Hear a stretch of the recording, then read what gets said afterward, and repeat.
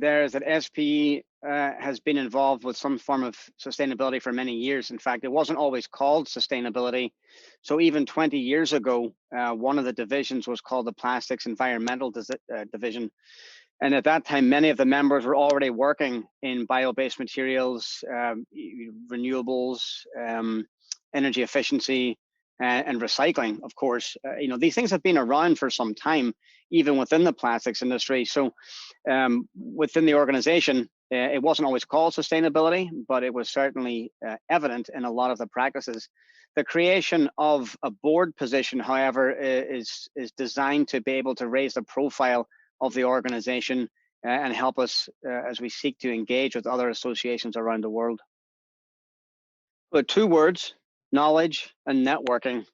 And the theme of sustainability can be found in many of the SPE divisions already. The polyolefins division, for example, regularly hosts an annual conference that has anywhere from 10 to 12 papers focused exclusively on elements of sustainability within that world. It can take many forms for the plastics professional. So SPE creates communications platforms. They're virtual today, but for many years, of course, they were face-to-face with conferences and symposia, the annual technical conference, and then also technical journals. So the goal is to really share that scientific information with members. So with about 22,000 members around the world, we're able to share everything from what's happening in labs in one part of the world to end users in another part of the world. So all the way from parts of Northern Canada, all the way down to Australia and New Zealand. But there are many challenges to sustainability, of course, but a very big one is really perception, I would say. The public is much more aware of, even if you use the word sustainability, more like environmental impact, let's say. People are much more aware of it than they used to be, but they might not be fully conversant in the world of plastics, for example, as to whether or not an item is deemed sustainable. So environmental impact studies, life cycle analysis, these are complicated and they tend to uncover just as many questions as they do provide answers. End of life management, or what do we do with our waste? Many people will say, there is no away when you throw something away. So it's a very difficult area with a lot of trade-offs. But even beyond plastics, how do we manage an energy transition away from fossil fuels to renewables, for example? The goal is to really lighten our environmental footprint, and that can mean a lot of things to a lot of people, but it is very difficult to manage. The notion of cost externalities in particular is something that I've looked very closely at, but they're very poorly understood because they're usually not measured in the first place.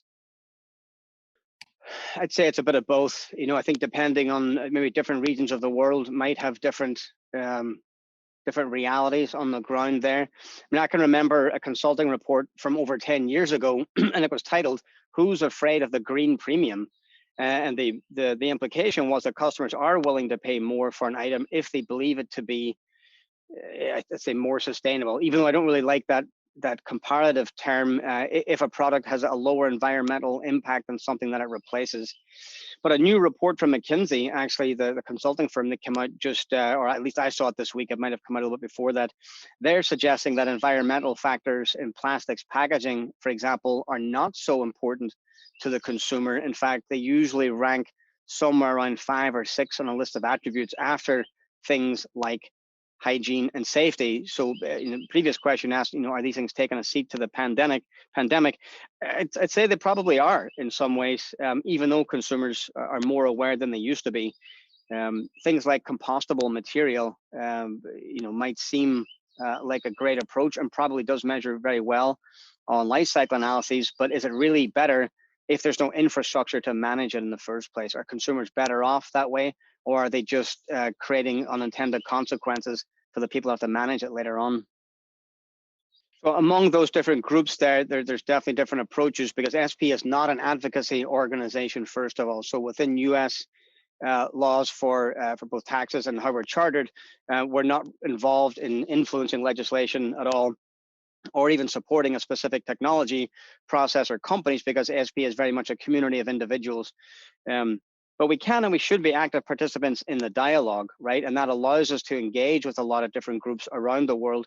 And even before the sustainability role was created, SPE divisions would work with the Association of Waste Management, scrap recycling industries, at least in the areas with which I'm familiar, and many of the other divisions have done similar things.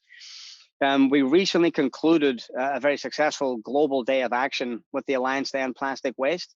So everybody's very familiar with them these days, and we do have a lot of educational tools that we're working to offer to AEPW, even from the classroom all the way into the boardroom. So we think there's still a lot of work that we can do amongst our own groups within SPE. I mean, we've got 81 chapters around the world. And in fact, our brothers down in Australia and New Zealand next month have put together a very, very impressive 4-day program on plastics and the circular economy. And they're having speakers from all over the world, from Australia, of course, from Southeast Asia, from the United States. So we're looking forward to working with them and actually making sure that word gets spread out to the other associations. And then we're starting to see more feedback already.